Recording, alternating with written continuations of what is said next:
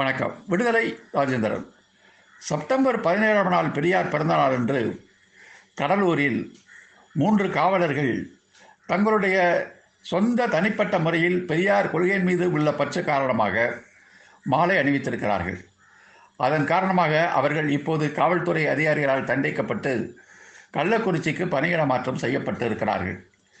கடலூர் புதுநகர் காவல் நிலைய காவலர் ரங்கராஜன், கடலூர் திருப்பாதிரி புலியூர் காவல் நிலைய காவலர் அசோக், போக்குவரத்து பிரிவு காவலர் ரஞ்சித் ஆகிய 3 பேரும் இந்த பழிவாங்கலுக்கு உள்ளாகி இருக்கிறார்கள்.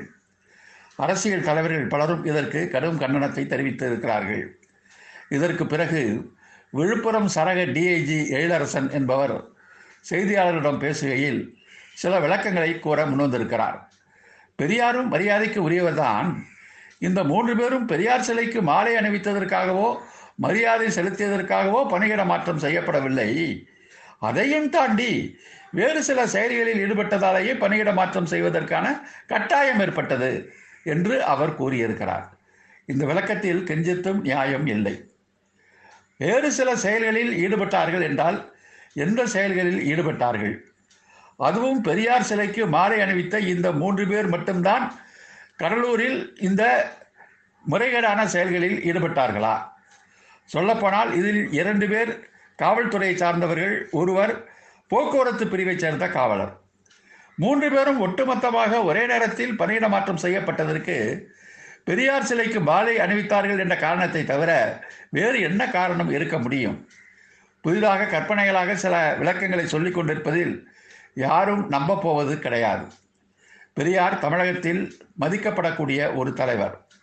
சொல்லப்போனால் பெரியார் பிறந்த நாளிலும் பெரியார் நினைவு நாளிலும் அரசு சார்பிலேயே பெரியார் சிலைகளுக்கு மாலை அணிவிக்கப்பட்டு வருகிறது.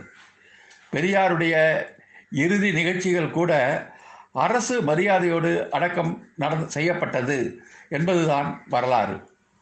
காவலர்கள் ஒரு பக்கம் சீருடை விதிகளுக்கு மீறி நெற்றியிலே மத அடையாளங்களோடு காவி உடை தரித்து கொண்டு சபரிமலை கோயிலுக்கு போகிறார்கள், மொட்டையடித்துக் கொள்கிறார்கள். சங்கராச்சாரிகளிடம் போகின்ற அதிகாரிகள் இருக்கிறார்கள். இவைகளெல்லாம் இந்த நாட்டில் அனுமதிக்கப்படுகிற போது பெரியார் பற்றாளர்கள், பெரியார் கொள்கையை ஏற்றுக்கொண்டவர்கள் இந்த நாட்டில் தங்களை பெரியார் சிலைக்கு மாலையிட்டு பெரியாருக்கு மரியாதை செலுத்துவதை வெளிப்படுத்திக் கொள்வதிலே என்ன குற்றம் இருக்கிறது? வேறு சில செயல்களில் ஈடுபட்டார்கள் என்று அதிகாரி கூறுகிறாரே, என்ன செயல்களில் ஈடுபட்டார்கள்? ஒருவேளை இவர் கூறுகிற வேறு சில செயல்கள் என்று சொன்னால் காவல் நிலையத்தில் சித்திரவதை செய்து கொலை செய்வது, பொதுமக்களிடம் கையூட்டு லஞ்சம் வாங்கி கொண்டு செயல்படுவது, இவை போன்ற செயல்கள்தான் வேறு சில செயல்கள் போலும். அந்த செயல்களிலெல்லாம் இவர்கள் ஈடுபடவில்லை என்பதற்காக இந்த அதிகாரி பணியிடை மாற்றம் செய்யப்பட்டிருக்கிறாரா? தமிழகத்திற்கே தலைகுனிவை ஏற்படுத்திய இந்த காவல்துறை அதிகாரிகள் மீது தமிழக முதலமைச்சர் கட்டாயமாக நடவடிக்கை எடுத்தாக வேண்டும்.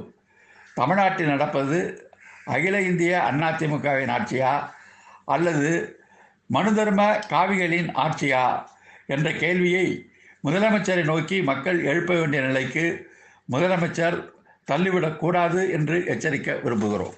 நன்றி, வணக்கம்.